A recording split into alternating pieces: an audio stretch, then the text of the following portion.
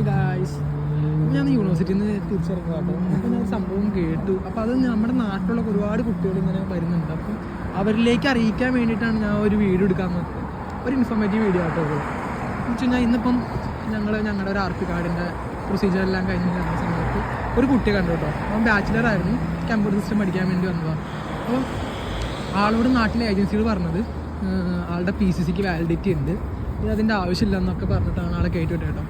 അവനാണെങ്കിൽ എല്ലാ ഡോക്യുമെൻറ്റും കാര്യങ്ങളെല്ലാം പക്കയായിട്ട് ചെയ്യുന്നൊരു സ്റ്റുഡൻറ്റുമായിരുന്നു. ഇവിടെ വന്നു കഴിഞ്ഞപ്പോഴാണ് അറിഞ്ഞത് ആ PCCക്ക് വാലിഡിറ്റി ഇല്ല എന്നും PCCയുടെ സമയം കഴിഞ്ഞെന്നും. ഇവിടെ നമുക്ക് RP കിട്ടുന്നുണ്ടെങ്കിൽ PCC മെയിനാണ് കേട്ടോ.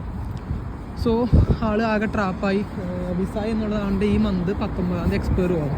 ഇനിയിപ്പോൾ അവൻ RPക്ക് വെച്ചാലും 10 ദിവസം എന്നുള്ളതാണ് ഇവർ ടൈം പീരീഡ് പറയുമെങ്കിലും അറൗണ്ട് ഒരു 15-19 ദിവസമൊക്കെ RPക്ക് എടുക്കും. അങ്ങനെ ഇവൻ്റെ വിസ എക്സ്പയർഡ് ആയി കഴിഞ്ഞാൽ പിന്നെ ഇവനോട് നിൽക്കാൻ പറ്റത്തില്ല.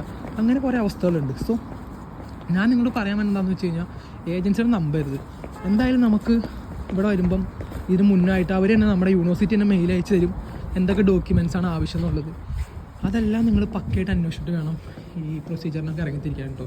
ആ ഏജൻസിക്കാർക്ക് നമ്മൾ ഇങ്ങോട്ട് കയറ്റി വിടുക, അവർക്ക് അവരുടെ കമ്മീഷൻ മേടിക്കുക, അല്ലെങ്കിൽ അവരുടെ ഏജൻസി ഫീസ് മേടിക്കുക, അത്രേ ഉള്ളൂ. അല്ലാതെ ഒരിക്കലും നമ്മൾ രക്ഷപ്പെടണമെന്നും ഞാൻ നേരത്തെ ഒരു വീഡിയോയിലും പറഞ്ഞിട്ടുണ്ട്, നമ്മൾ രക്ഷപ്പെടണമെന്നും അവർക്ക് ആഗ്രഹിക്കില്ല.